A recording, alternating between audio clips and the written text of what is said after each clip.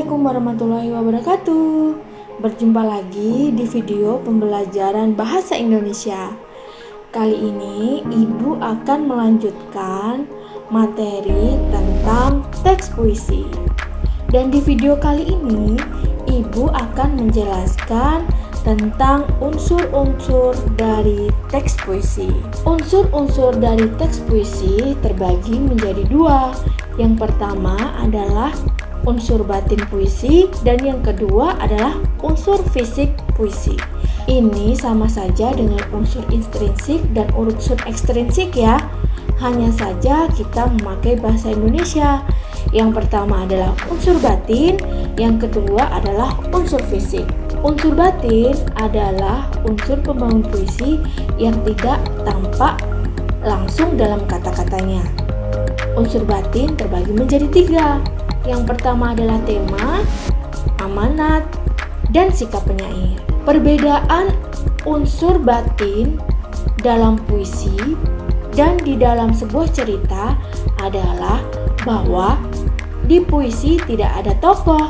Kalau di sebuah prosa seperti cerita pendek dan novel itu ada tokohnya, ada penokohannya, dan juga ada latar tempat, latar suasana, dan alur ceritanya. Di teks puisi tidak ada ya, hanya terdapat tema, amanat, dan sikap penyair. Tema adalah gagasan pokok yang diungkapkan oleh seorang penyair dalam puisinya. Amanat yaitu pesan yang ingin disampaikan penyair kepada pembaca melalui puisinya. Amanat itu bersifat multi-interpretasi. Ada beberapa sudut pandang mengenai amanat. Kemudian sikap penyair yaitu sikap penyair terhadap permasalahan dalam puisi, sikap penyair terhadap pembaca. Nah, bisa kita lihat dalam puisi kemerdekaan ini. Ibu akan berikan waktu kalian untuk membaca ya.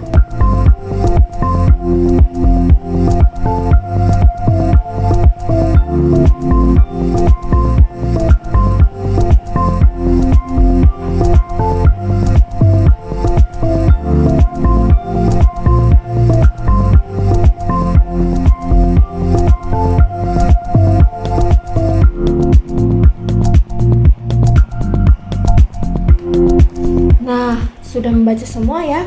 Sekarang kita akan menganalisis unsur batin puisi kemerdekaan. Temanya adalah perjuangan. Kemudian amanatnya adalah kemerdekaan yang sudah diraih dengan penuh perjuangan harus selalu kita kobarkan semangat perjuangannya. Sikap penyair yaitu berapi-api untuk menularkan semangat kemerdekaan. Selanjutnya adalah unsur fisik puisi. Unsur fisik adalah unsur pembangun puisi yang bersifat fisik atau nampak dalam bentuk susunan kata-katanya.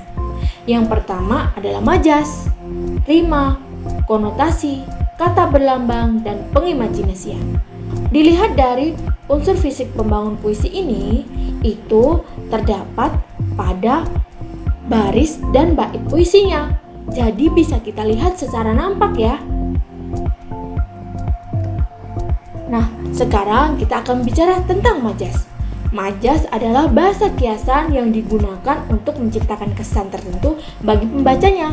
Contohnya, majas hiperbola, majas personifikasi, majas paralelisme, dan sebagainya. Untuk pembahasan tentang majas, nanti Ibu akan memberikan linknya kepada adik-adik ya. Kemudian rima. Rima adalah persajakan atau persamaan bunyi yang ditimbulkan oleh huruf atau kata-kata dalam puisi. Rima ini bisa berada di akhir kalimat, di akhir kata pada satu baris, dan biasanya disebut dengan sajak. Contohnya, bersajak AAAA atau bersajak ABAB. Kemudian konotasi. Konotasi sering kita dengar ya, ada makna konotasi dan makna denotasi. Makna konotasi adalah makna yang telah mengalami pergeseran dari makna sebelumnya. Makna konotasi ini biasanya disebut makna kiasan ya, atau makna yang tidak sebenarnya.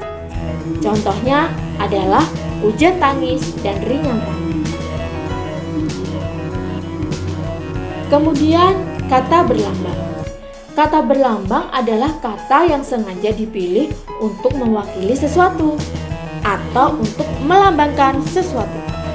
Contohnya adalah putih yang melambangkan kesucian dan padi yang melambangkan kemakmuran, atau merah yang melambangkan keberanian. Yang terakhir adalah pengimajinasian. Pengimajinasian adalah kata atau susunan kata-kata yang menimbulkan khayalan atau imajinasi. Biasanya disebut dengan citraan. Nah, contoh citraan ada citraan penglihatan, pendengaran, penciuman, perabaan atau gerak, dan pengecapan. Untuk lebih jelasnya tentang citraan, nanti akan Ibu berikan link videonya ya. Oke, cukup sekian tentang unsur-unsur dari teks puisi. Dan selanjutnya Ibu akan membahas tentang kebahasaan teks puisi ya. Wassalamualaikum warahmatullahi wabarakatuh.